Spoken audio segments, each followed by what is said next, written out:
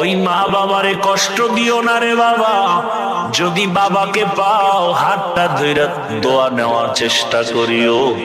এই রত্ন হারায় গেলে আর জীবনে পাওয়া যাবে না। ওই বাবারে পাইলে দোয়া নিও, জীবনের সফলতার দরজা খুলে যাবে। মায়েকে পাইলে ঘরে গিয়া মাকে বলিও, মা জীবনে কত বেয়াদবি করেছি, তুমি গোপনে কষ্ট পেয়ে কান্না করেছো। আজ তওবার নিয়ত করেছি আর বেয়াদবি করব না, তুমি আমার মাথায় হাতটা দিয়া দোয়া করে দাও। মাকে যদি বলতে পারো, দেখবা মায়ের চোখের কোঠায় পানি। মা ডেকে বলবে, বাবা আয়।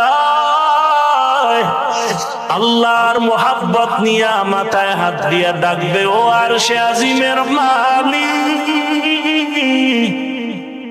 আমার কলিজার সন্তানটাকে কবুল করে নাও।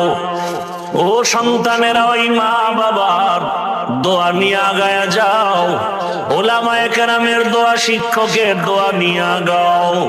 ও পর্দার আড়ালের মা বোনেরা, একটা আদর্শ সন্তানের মা হইয়া কবরে যান।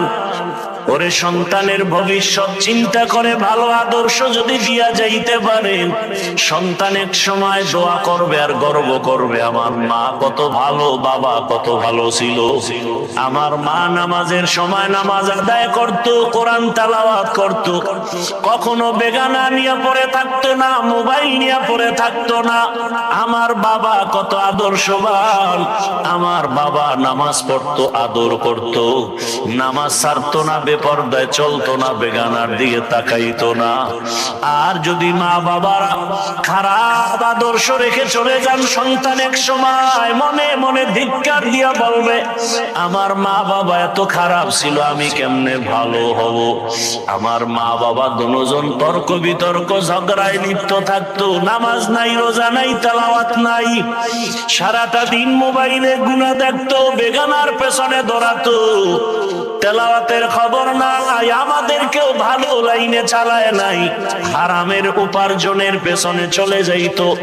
ধিক্কার জানাবে রে মা বাবা, এখনো সময় আছে, তওবা করেন, আল্লাহর কাছে মন খুলে দুফোঁটা চোখের পানি ছেড়ে বলেন, হে মালিক, জীবনে তো গুনাহ কম করি নাই, আজ থেকে গুনাহ করব না, নামাজ ছাড়বো না, বেপরদায় চলবো না।